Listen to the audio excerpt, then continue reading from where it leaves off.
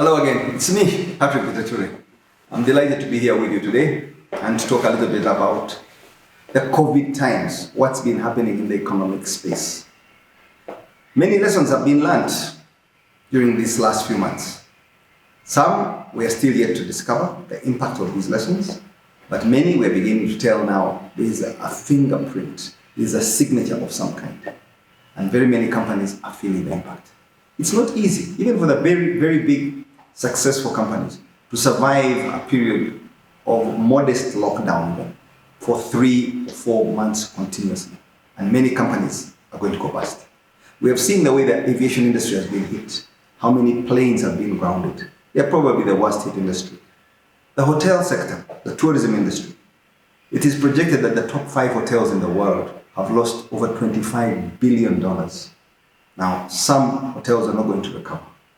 Schools, the education sector, because the schools were closed, schools that were leveraged, meaning they had some debt, are going to struggle unless the financiers realize that they are in as equal bad position. The muddy waters that have strangled the schools will strangle the banks eventually. They just can't keep writing off and writing off. These are probably providing for these debts or foreclosing on these institutions. We have got to think of smarter mechanisms to protect businesses, to keep jobs, to keep people in jobs, to create new jobs. I see in the first world, America, Europe, most of the Western countries, the interest rates have come down to 0. For the first time, the UK is considering negative interest rates, which means anybody who deposits your money, you will be charged for keeping your money in the bank, rather than the banks paying you some money. So where will all these savings that are accumulated over time, where will they go? Probably to PE funds, because people want a return on their savings. Then where will the PE funds find investment opportunities? They look east, they look west, and maybe sub-Saharan Africa's time is now. But they're really risk averse. So we have got to repackage our businesses to make them attractive, to attract this finance. Because all the money, the capital, is concentrated in the Northern Hemisphere. And the opportunities are largely in the Southern Hemisphere, because so much has not yet been done. Whether it is in infrastructure, in services, in manufacturing, in industry, the opportunities abound in the Southern Hemisphere. The human resource is readily available and at a very low cost.